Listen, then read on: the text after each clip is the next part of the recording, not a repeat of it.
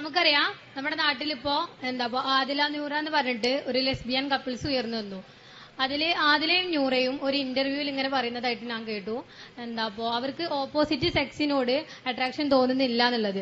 അത് അവരുടെ കുറ്റമാണോ? അപ്പൊ നമ്മള് അവരെങ്ങനെയാണ് നമ്മൾ പൂർണ്ണമായിട്ട് എതിർക്കുക?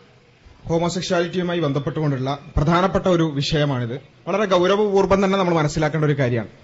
സെക്ഷൽ ഓറിയന്റേഷൻ എന്നുള്ളതാണ് നമുക്ക് ആരോടാണ് ലൈംഗിക അഭിനിവേശം തോന്നുക എന്നുള്ളതിന് നമ്മൾ പറയുന്നതാണ് സെക്ഷൽ ഓറിയന്റേഷൻ.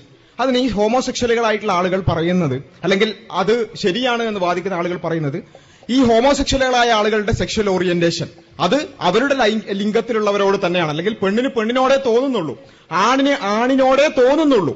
ഇത് അവര് പ്രകൃതിപരമായി തന്നെ അങ്ങനെയല്ലേ, പിന്നെ എങ്ങനെയാണ് തെറ്റാണെന്ന് നമുക്ക് പറയാൻ സാധിക്കുക എന്നുള്ളതാണ്. ഇത് നമ്മൾ ഒന്നാമതായി മനസ്സിലാക്കേണ്ടത്, പ്രകൃതിപരമായി തന്നെ അങ്ങനെ എന്ന് പറയുന്നതിന്റെ അടിസ്ഥാനം എന്താണ്? അതാണ് ഒന്നാമത്തെ ചോദ്യം. നമ്മളിത് ഓരോന്നിനെയും കൃത്യമായി വ്യക്തമായി മനസ്സിലാക്കണം. ആദ്യം കുറച്ചൊക്കെ മുമ്പ് ഇതിങ്ങനെ ചോദിക്കുമ്പോൾ തന്നെ ചില ആൾക്കാർ ഉത്തരമായിട്ട് വരും, ഗേ ജീൻ എന്ന് പറഞ്ഞൊരു ജീൻ ഉണ്ട്, അത് കണ്ടെത്തിയിട്ടുണ്ട് എന്നൊക്കെ പറഞ്ഞിട്ട്. അത് പിന്നീട് ശാസ്ത്രലോകം തന്നെ തള്ളിക്കളഞ്ഞിട്ടുള്ള ഒരു കാര്യമാണ്. ഗേകളായിട്ടുള്ള ആളുകൾ അല്ലെങ്കിൽ ഹോമോസെക്ഷലുകളായിട്ടുള്ള ആളുകൾക്ക് ഒരു ജീനിന്റെ പിൻബലമുണ്ട്, അതുകൊണ്ടാണ് അവരങ്ങനെ ആകുന്നത്, അഥവാ ജനിതകമായി തന്നെ അങ്ങനെയാണ് എന്ന ഒരു വാദം. അത് പിന്നീട് ശാസ്ത്രലോകം തന്നെ തള്ളിക്കളഞ്ഞതാണ്. വലിയ രൂപത്തിലുള്ള മാസീവായ പഠനങ്ങൾ ആ വിഷയത്തിൽ നടത്തുകയും അങ്ങനെ ഒരു സിംഗിൾ ഗേ ജീൻ ഇല്ല എന്നുള്ളത് ശാസ്ത്രീയമായി തന്നെ തെളിയിക്കപ്പെട്ട ഒരു കാര്യമാണ്. അങ്ങനെ ജനിതകമായിട്ടില്ല. പിന്നെ അവർക്ക് അങ്ങനെ തോന്നുന്നുള്ളൂ എന്നുള്ളതാണ്. അങ്ങനെയാണെങ്കിൽ ഞാൻ ചോദിക്കട്ടെ, ഒരാളുടെ തോന്നൽ അങ്ങനെയേ ഉള്ളൂ എന്നുള്ളതെല്ലാം നമ്മൾ അംഗീകരിച്ചു കൊടുക്കുകയാണെങ്കിൽ, തൊട്ടു മുമ്പ് പറഞ്ഞ പീഡോഫിലിയക്കാർ, പീഡോഫിലിയ എന്ന് പറഞ്ഞാൽ എന്താ? കുട്ടികളോട്, ചെറിയ കുട്ടികളോട് ലൈംഗികാഭിനിവേശം തോന്നുന്ന ആളുകൾ, അവരെ വിളിക്കുന്നത് പീഡോഫൈലുകൾ എന്നല്ലോ. ഒരു അസോസിയേഷൻ ഉണ്ട്, North American men and boy lovers association, NAMBLA എന്നാണ് അതിന്റെ ചുരുക്കപ്പേര്. അത് nambla.com എന്നടിച്ചാൽ നിങ്ങൾക്ക് അവരുടെ സൈറ്റൊക്കെ കാണാൻ പറ്റും. ഈ കുട്ടികളെ പ്രണയിക്കുന്നതിന്റെയും കുട്ടികളുമായി ലൈംഗിക ബന്ധത്തിൽ ഏർപ്പെടുന്നതിന്റെയൊക്കെ വളരെ വിശദമായിട്ടുള്ള ലേഖനങ്ങളൊക്കെ അവർ പറഞ്ഞിട്ടുണ്ട്. അപ്പൊ അവർ പറയുന്നത് എന്താ? അതായത് boy lovers association, men lovers association എന്നൊക്കെയാണ് അവർ പറയാ. വളരെ നല്ല സുന്ദരമായ പേരുകളാണ്. അവര് പറയുന്നത്, അവരും ഇതേ കാര്യം പറയുന്നത്, ഞങ്ങളുടെ സെക്ഷൽ ഓറിയന്റേഷൻ കുട്ടികളോടേ ഉള്ളൂ, കുട്ടികളെ കാണുമ്പോഴേ ഞങ്ങൾക്ക് സെക്ഷലായ ചിന്തകൾ വരുന്നുള്ളൂ, വലിയവരോട് വരുന്നില്ല. ഞങ്ങൾ എന്തു ചെയ്യും? ഞങ്ങൾ പ്രകൃതിപരമായി തന്നെ ഇങ്ങനെയല്ലേ.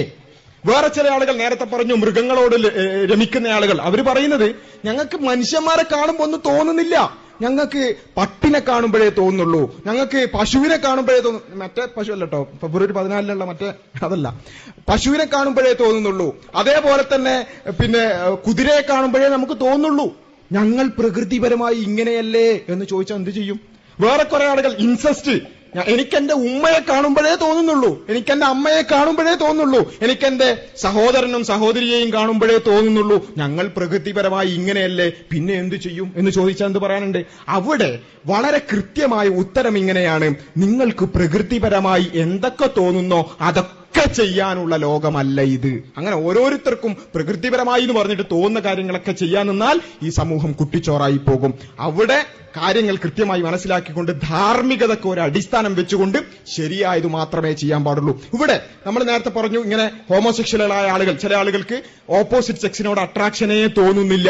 ഓക്കെ, അങ്ങനെ സെക്ഷലി അട്രാക്ഷൻ തോന്നാത്ത ആളുകൾ ഓപ്പോസിറ്റ് സെക്സിനെ പിടിച്ച് കല്യാണം കഴിപ്പിക്കണം, അത് നിർബന്ധമാണ് എന്നൊന്നും ആരും പറയുന്നില്ല. അങ്ങനെ അട്രാക്ഷൻ തോന്നാത്ത ആളുകൾ അത്തരത്തിലുള്ള സെക്ഷൽ റിലേഷൻഷിപ്പിലേക്ക് പോകാതിരിക്കുക, അവർ കല്യാണം കഴിക്കാതിരിക്കുക, അതുപോലെയുള്ള പരിഹാരങ്ങൾ അവർക്കുണ്ട്. അതല്ലാതെ ഈ പ്രവൃത്തി ചെയ്തേ പറ്റൂ എന്നുള്ളത് ആരും പറയുന്നില്ല.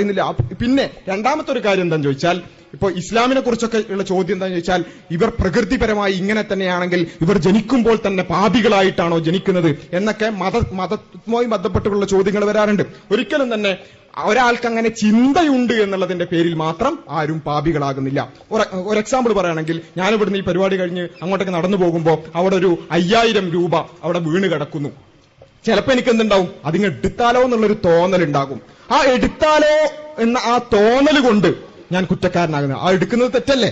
തീർച്ചയായും തെറ്റാണ്. പക്ഷെ ആ എടുത്താലോ എന്നുള്ള തോന്നൽ കൊണ്ട്, എടുത്തെങ്കിൽ നന്നായിരുന്നു, ആ 5000 രൂപ കിട്ടിയെങ്കിൽ എനിക്ക് ഇന്ന കാര്യങ്ങൾ ചെയ്യായിരുന്നു എന്ന ചിന്ത കൊണ്ട് ഞാൻ തെറ്റുകാരനാകുന്നില്ല.